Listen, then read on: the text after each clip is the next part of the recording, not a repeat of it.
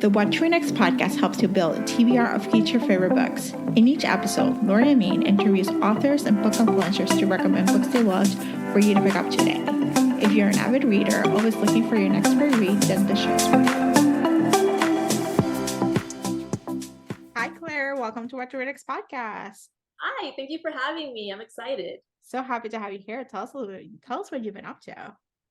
So I just finished Because I'm Yours, which is my next release, and I'm working on I'm actually working on a book that I started 6 years ago.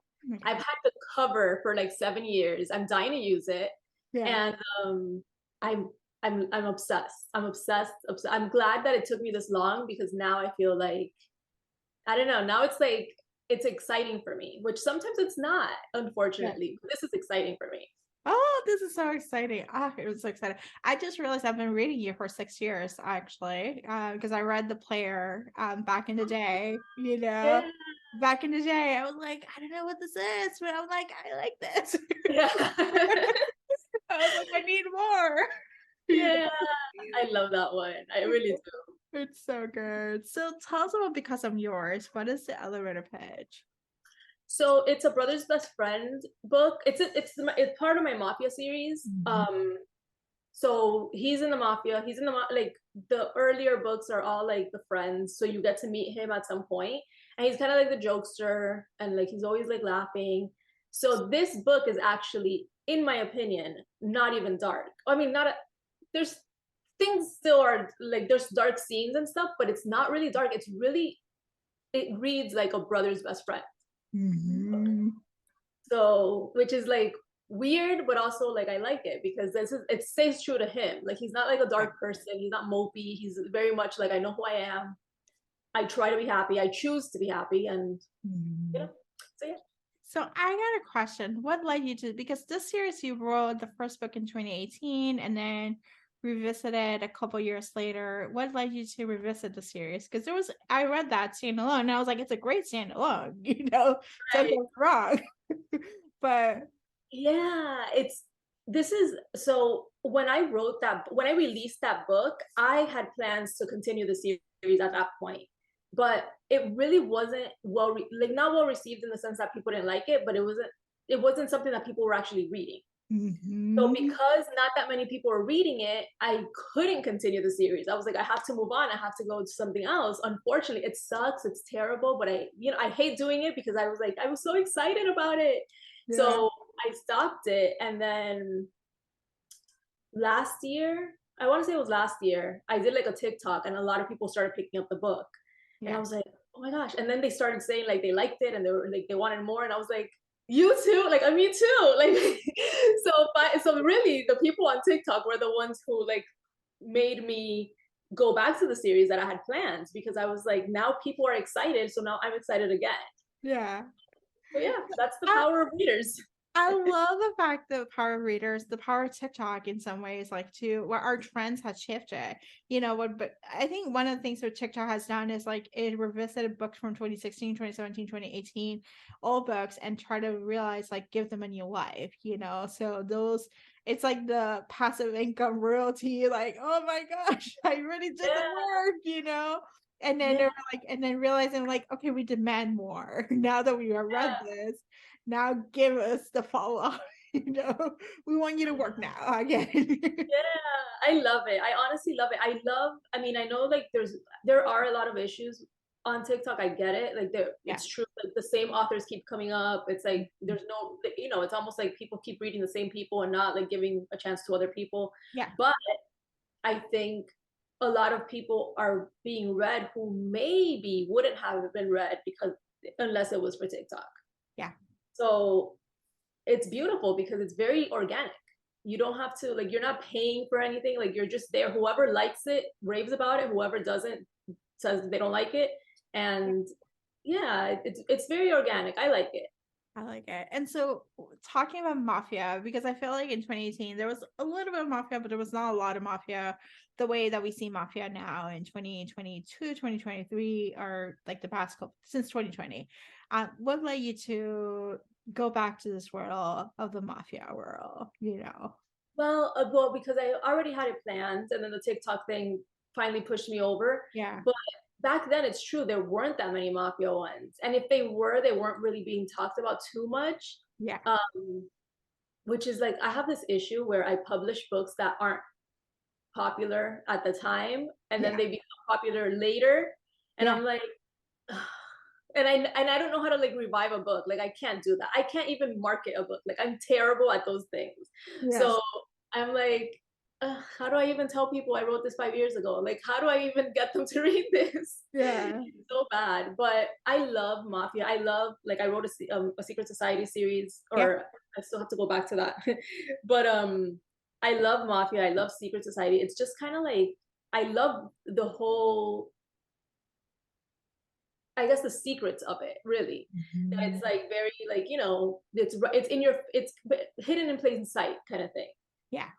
Which I think is so cool. And I mean, I don't like the Mafia in real life, but I feel like in books, because they're Mafia, you can get away with so much more, like so much more suspense, so much more, you know, anything you can really get away with so much if you put it in a Mafia book that you could never get away with in a contemporary romance. Yeah. So I love that, because I like I'm a big fan of like suspense books. Like I love suspense. That's how I grew up on suspense. So I love being able to like implement it in a book. Yeah. Yeah. I think that you can get away with like things. So I'm like, you would not have in real life, like kidnapping, arranged marriage, you know, like killing someone, killing your enemy, shooting someone at random. Like exactly.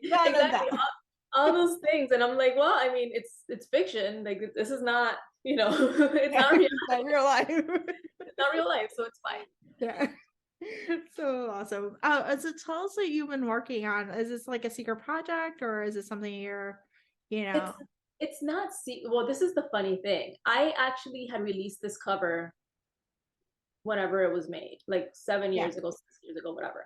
And because I was like fully intending to like publish it at that time. And people have asked me over the years, like, what happened to that book? What happened to that book? Because the cover is really like, I love it. And the cover is very much like you look at it and you're like, oh, what is that? So a lot of people have asked me over the years, and I'm like, I'm just not ready. I'm not ready. It's a marriage of convenience, actually. But it starts in college. So you see these people in college together, and the guy plays hockey. He's like a hockey star, and she used to be a soccer star in college, but then she quit. And he's like, why did you quit? Like you know, you won all these awards. You were really good. Why would you quit? And that's one of like the mysteries of it. Like, why would she quit? And why is she the way she is? Because she's very much like antisocial. She doesn't want to like do anything. She doesn't want to talk to anybody. But for some reason, this guy is like fascinated by her. And it's like everybody wants him. And he's like, but who is this girl? Like, why doesn't she want me? And that's how it starts. And then he just keeps, he becomes obsessed with her, basically. So yeah. I need this book now. I know. I seriously, it doesn't happen all the time. With my Mafia series, it actually does happen more often than not. Like that I get so into the book that I'm like consumed by it, and I'm like, I need to just keep writing. But this type of, I say it's like magic. Like when I sit down and I write and I start like writing and I just can't stop, it's like the best feeling in the world, which it doesn't happen often, but like with this book, it's happening, and I'm excited. I am so excited for this. So excited. So now let's chat some book recommendations. Do you have any books to recommend our listeners to pick up? I do. I always recommend the same books. I always recommend the same exact books because I feel like, I don't know, these are the books that have stayed with me. Okay. Which is, you know, I read so much, and not to say that those books are not amazing. They are, but they don't like stay with me in the sense that like I read some of these books 13 years ago, and I still think about them to this day. Yeah. So one of them is The Bronze Horseman, the trilogy. I love that trilogy. It's like, that trilogy messed me up. And I don't like crying in books. Like I hate it. I hate when books make me cry, but I went into it blind, so I kind of had to finish it. And I was like, this book is so bad. It's like terrible for me, but I love it. Another one is The Nightingale by Kristen Hanna. Oh my Another god. crime book. That book is devastating. Oh my god. And again, I went into it blind because of course. And now I'm like, did it make you cry? Is it going to be horrible? Like, am I gonna die? You feel like, yeah, The Nightingale, you feel like you're in World War II, like you're in the midst of war for the whole book, and then you're devastated at the end. Like the ending is just devastating. I know. But it's so good. It's so good. Everyone should read it, but it's so it's so devastating. Everybody needs to read it. It's crazy. We cry so much, but everybody has to read it. But it is. It's a beautiful story, honestly. And I actually have been rereading books, so and I thought about rereading that one, and then I remembered, and I was like, no, I can't. That's one of those things that you can experience one time. Yeah. I recently reread Shutter Island by Dennis Lehane, which a lot of people love the movie. I love the movie, but the book is really sad, actually. You're giving us sad books. And the worst part is, like, if any of my friends hear this, they'll be like, you're such a hypocrite. You hate sad books, because it's true. Well, they stay with you because it make you feel something. It's like it evoke emotion. So you remember the book because it evoke a bigger emotion that you probably don't do this normally when you're reading a book, you know? Exactly. And that's the thing. Like, a lot of times like me, I sit down to read a book and I really try to just get lost in the book, but I'm like analyzing the crap out of the book the whole time. And I'm like, oh, you know, how did they say this, or how did they move, or how did the dialogue, and it's like I can't turn that off. So when I can, like when I find books that I can turn it off, I'm like, okay, this is really good. Like, yeah, it's exciting for me. Yeah, I mean, the newer ones that I read Before I Let You Go by Kennedy Ryan, which is so good. Another one that's a little bit on the sadder, emotional. Yes. Yeah, her books are, I'm always mentally prepared for her books. I'm like, okay, I'm gonna go into this and I'm probably gonna be sad, but it's gonna be fine. Yeah. What else? I read Neon Gods by Katie Robert, which I thought was super cool, like super cute. I mean, not cute, but it was fun. It was a fun read. It was a fun one. It's a fun Hades and Persephone, you know, retelling where it's like, you know, it's sexy and it's like, you know, I'm a bad guy. And you're like, no, you're a cinnamon roll. You know? Right, exactly.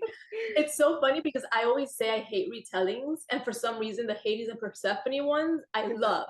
Yeah. But every other retelling, I'm like, I don't really want to read that. But I apparently I do like retellings though, because I actually read Hooked by Emily McIntyre and I enjoyed it too. Ooh. And I was like, okay, this is good, and I didn't want to read that one because I was like, no, they use like I love Peter Pan, like the movie, so I love it. So then when I saw like the names and whatever, I was like, I can't read that. But then I realized like, okay, it has nothing to do with Peter Pan, like it's fine. So yeah, so that one was good. But yeah, I mean, I think those are the ones that. What else did I read? Cross-Checked Hearts by Callie Mel. Yeah, it's so cute. It's a hockey romance college. It's a brother's best friend. It's so cute. I loved it. It was so cute. I'm adding that to the TBR for sure. So it's really cute and it's like sexy and I loved it. It was really cool. I love this. So Claire, tell us where we can find you online.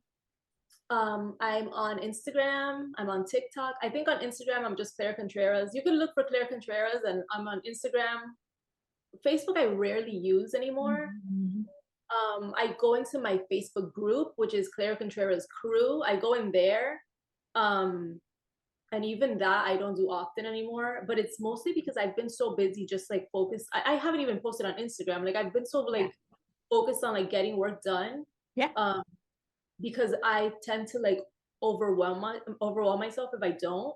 Yeah. And then, oh my gosh, I spiral. I start getting like anxiety, and then I get depressed because I haven't gotten it done. And it all goes back to I need to work.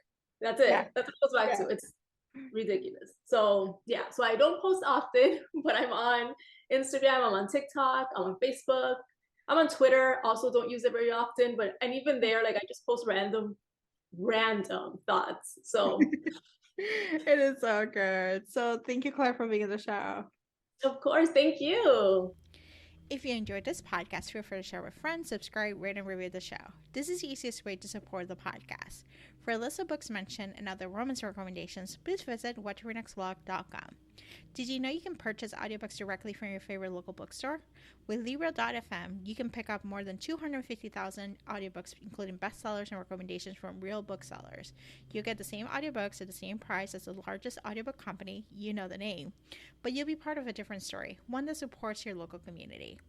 If you're new to audiobooks, there's a perfect way to squeeze into more reading into your busy life. Listen with the free Libro.fm app while you do your chores, walk your dog, relax at home. The What to Read Next podcast has a special offer for our listeners. Get 2 audiobooks on Libro.fm for the price of 1 with your first month of membership. Use code What to Read Next. This offer is only valid for new members in Canada and the US. Thank you so much for listening and have a great day.